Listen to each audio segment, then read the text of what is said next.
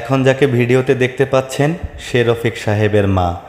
দেখতে ভীষণ হাস্যোজ্জ্বল হলেও ভীষণ বদমেজাজি একটা মহিলা। রফিক সাহেবের মায়ের সাথে রফিক সাহেবের মামা এসে গল্প করছে। ভাই বোনের আনন্দ দেখলে মনে হয় তারা ভীষণ সাদা মনের মানুষ, কিন্তু মূলত তাদের আসল চরিত্র এটা নয়। তারা ভীষণ বদমেজাজি এবং ভীষণ লোভী। এরই মধ্যে কলিং বেলে কেউ চাপ দিল। রফিক সাহেবের মা এগিয়ে গেলেন কলিং বেলের দিকে। দরজা খুলতেই দেখলেন রফিক সাহেব কোনো একটা মেয়েকে সাথে করে নিয়ে আসছে বাসায়। রফিক সাহেবের মা নতুন বইয়ের মতো দেখে ভীষণ রাগ করলেন। রাগ করে সোফায় এসে বসতেই মেয়েটি তাকে সালাম করে বলল, আম্মা কেমন আছেন? রফিক সাহেব বলল, মা, আমি যে কাজটার জন্য গ্রামে গিয়েছিলাম সেখানে গিয়ে এই অসহায় মেয়েটিকে পেয়ে আমি তাকে অসহায়ত্ব দূর করতে বিয়ে করে নিয়ে এসেছি, তুমি মেনে নাও মা। এভাবে অনেক কথা বলে যখন বুঝতে ছিল না তার মা, তখন পায়ে ধরে আকুতি মিনতি করে তাকে বোঝাতে চেষ্টা করলো। অবশেষে তার মা রাজি হলো, বলল, ঠিক আছে, তুমি ওকে নিয়ে যাও। রফিক সাহেব যেহেতু গ্রামে গিয়ে অনাকাঙ্ক্ষিতভাবে মেয়েটির সাথে পরিচয় হওয়ার পরে বিয়ে করে এনেছে, তাই বাসায় গোছগাছ করা ছিল না। রফিক সাহেবের মায়ের পাশে তার স্ত্রীকে বসিয়ে সে গেল গোছগাছ করতে। রফিক সাহেব কিছুক্ষণ পরে চলে আসলো এবং তার স্ত্রীকে নেয়ার জন্য আম্মুর কাছে অনুমতি চাইল। তার মা অনুমতি দিল এবং মুখ মোচড় দিয়ে রাগ সুরে তাকালো। রফিক সাহেব তার স্ত্রীকে নিয়ে রুমের মধ্যে চলে গেল। রফিক সাহেব তার স্ত্রীকে তার পাশে বসিয়ে বলল, তুমি এসব নিয়ে মন খারাপ করো না। রফিক সাহেবের হাসি মুখ দেখে তার বউ বলল, মা জানি কেমন, মা আমাকে মনে হয় সহ্য করতে পারতেছে না, মায়ের মনে হয় অন্য কোনো পছন্দ ছিল।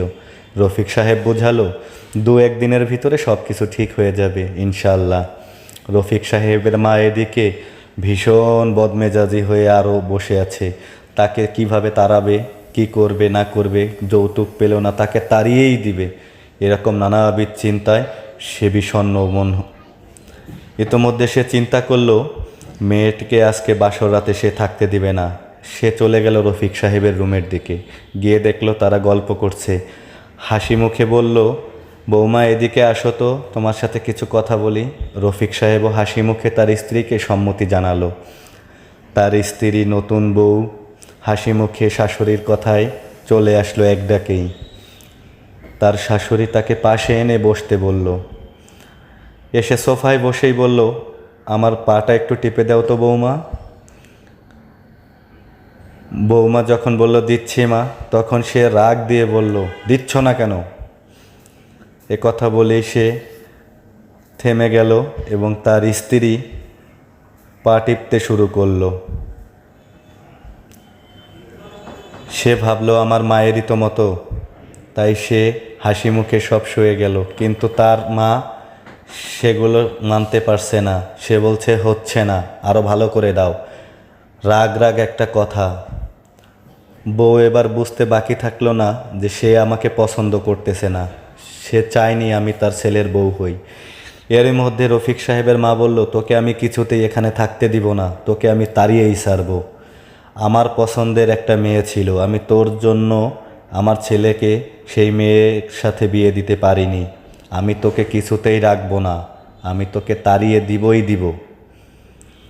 এসব কথা যখন বলছিল রফিক সাহেবের মা, তখন রফিক সাহেবের স্ত্রী কাঁদতেছিল আর তার মায়ের পা টিপতেছিল।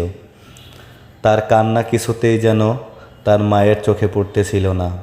তার মা বলল, তোর এই মিছে কান্নায় কোনো লাভ নেই, আমি তোকে থাকতে দেব না, আমি তোকে তাড়িয়েই ছাড়ব।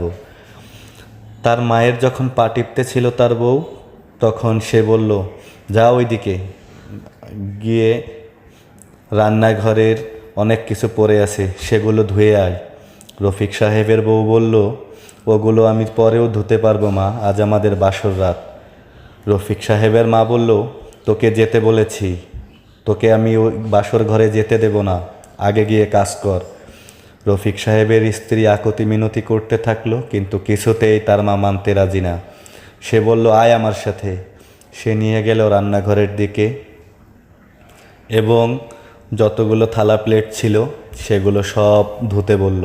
রফিক সাহেবের মা দেখতে যত হাসি খুশি সাদা মনের, আসলে সে তেমনটা নয়। তার আসল চরিত্রটা একদমই অন্যরকম। সে ভীষণ দজ্জাল একটা মেয়ে, এক কথায় বলা চলে দজ্জাল শাশুড়ি সে। রফিক সাহেবের স্ত্রী ভেবে পাচ্ছিল না সে কি করবে। সে পিছনে তাকিয়ে দেখলো রফিক সাহেব আছে কিনা। তার এ দুঃখ দেখার কেউ নেই আজ। সে বুঝতে পারল সে আজ কোথায় এসে পড়েছে। অভাগা জীবনে সে এখন নরকের মধ্যে এসে পড়েছে, এটা তার বুঝতে আর বাকি নেই। এর মধ্যে রফিক সাহেবের মা তার সাথে চিল্লাচিল্লি করতে শুরু করলো।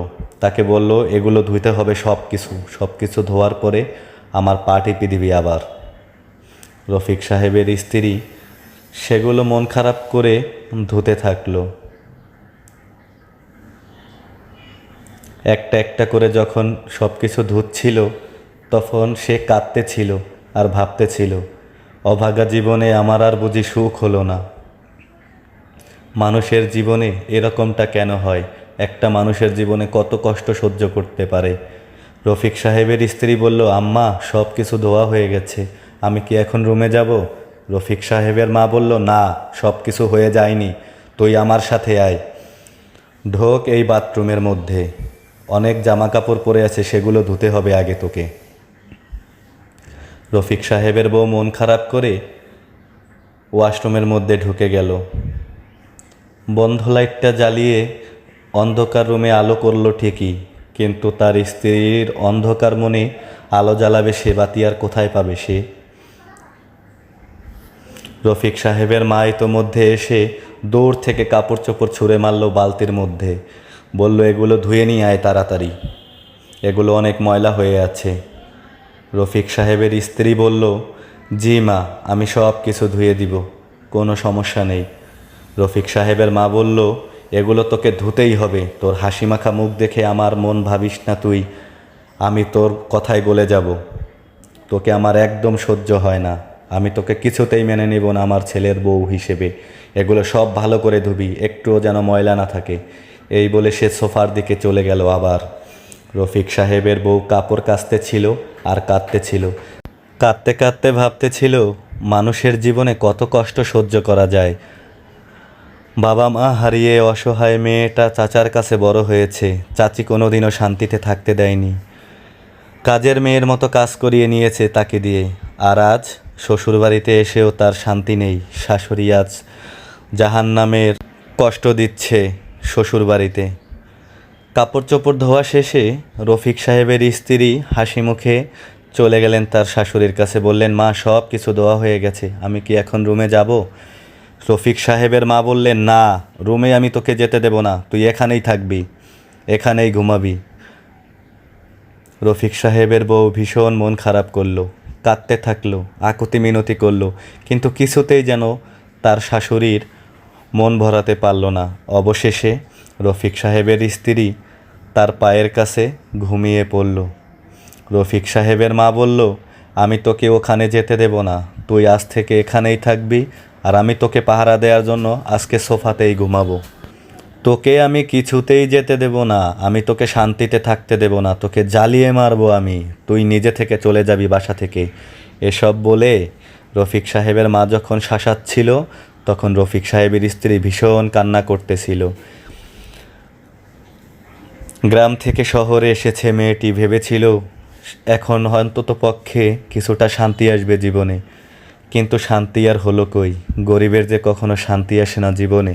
সে শুয়ে শুয়ে ভাবতেছিল, এই বুঝি সংসার, এই বুঝি জীবন, মেয়েদের জীবনে এমন কেন হয়?